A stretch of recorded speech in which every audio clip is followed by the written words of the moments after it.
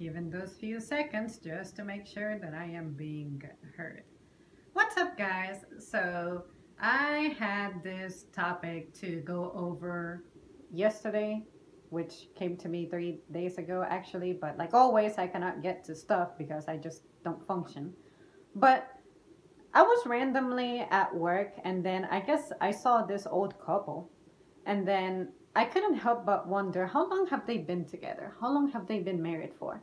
And then I was thinking, I wonder if they got married at a really young age, and ever since then they have been with this person for years and years and years and years.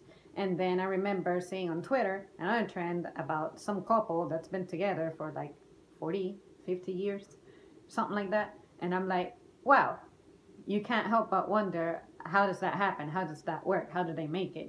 I want to be there. But anyways, then I had the question of, how people talk about soulmates and whatnot. I already made a video about that, but this is going to be slightly different. And that is, do you have just one partner, one true love that's out there, just reserved and destined for you? And my answer to that question, my opinion, is as much as I would love for life to be a fairy tale where you have fairy tale stories and events and just conclusions and beginnings, hell no. Like, no, I don't think there is one person out there who you're just destined for. There is a difference between you actually having the experience of meeting someone who you actually connect with very deeply in the emotional, spiritual, physical, all those levels. Someone who's perfectly compatible with you on all that. And there's a difference between that and then just having that misfortune of finding someone who you think you're actually compatible with, but you're actually not. Like, say years pass and then the stuff that you guys used to do that attracted you to one another, it simply just vanishes. So when I think about my relationships, I'm always like, you know what? This can end. Everything in life can end. What if my boyfriend dies? I literally dread that so much. And what if I die? What's going to happen to him? I think about that too.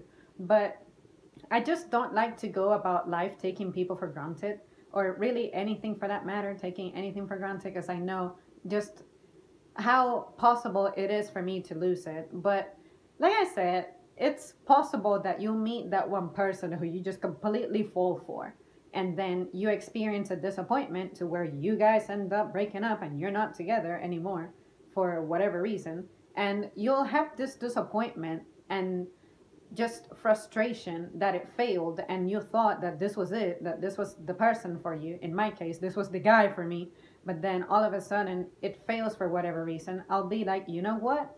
While it lasted, I enjoyed myself. I had a great experience.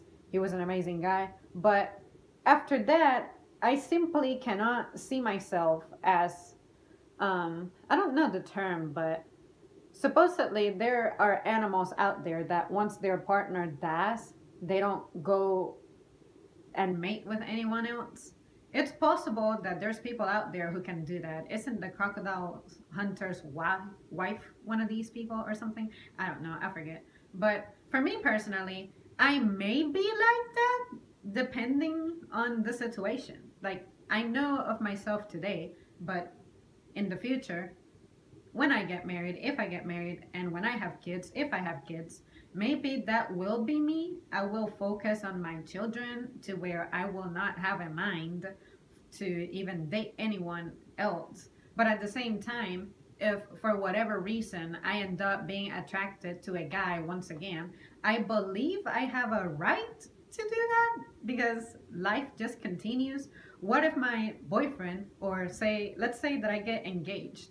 What if I get engaged and then get married within the next year, and then a few months after I got married, my boyfriend dies? I'm in my fucking 20s. I think I have a right to live life, and especially if we didn't even get to conceive children, which, I want, Do you think I don't have a right to actually procreate, even if it's not with my original intended guy?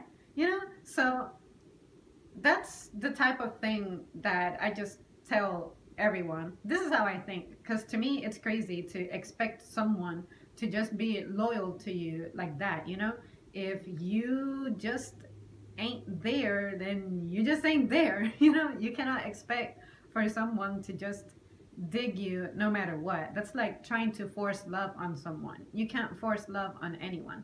So if you ever find yourself in that situation and you wonder if it's right or wrong for you to say your spouse dies and then you try to reconstruct your life with someone else, I hope that you never feel like you have to question whether or not that's right.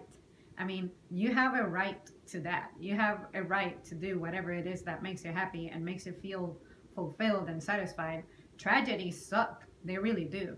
But I think it's insane that there's been people who have gone through the experience of, you lost your man, you're not, you know, just no. And I'm like, no, to what? Like, you're not even supposed to be imposing on other people what they can do, what they can feel, and what they cannot feel, you know? So I don't know, you guys. That's just my opinion. I know this is kind of crazy. I never would have thought I would go over something like this or express this type of opinion, but it just occurred to me. I saw this couple, I guess, while I was at work, and I'm like, wow, they look like an old couple, but it's possible that they had a younger marriage and then they got married years later, like when they were mature. And then I saw that one trend and I'm like, you know what? Just what makes relationships succeed? And then if this is your original partner, then, you know, is there truly a guide on how to make things work, or is this just luck? I don't like to believe that life is just a matter of luck. Like, everything you do influences your path, but at the same time, some stuff is just, there's no way you can calculate it, so that makes me want to believe in luck, but to me, I just, no, I just don't believe in it like that. So yeah, you guys, that's all that I have to say on this matter. Let me know your thoughts. Let me know if you agree or disagree, or if you have gone through an experience like this. Like, if any of you out there has dated someone and then they died, like, how did you cope with that? How did you get over that? Do you ever truly get over that? um I don't know. I'm not even going to try to imagine that happened to me, but I know I would be done for a long time. I was telling one of my colleagues who's really attached to her mom, I'm like, if my mom was gone, I would be done for like a year. And then she was like, yeah, I would probably be done for a decade. And I'm like, yeah, girl, let's not even talk about that. All right, guys, thanks so much for tuning in, and I'll see you soon.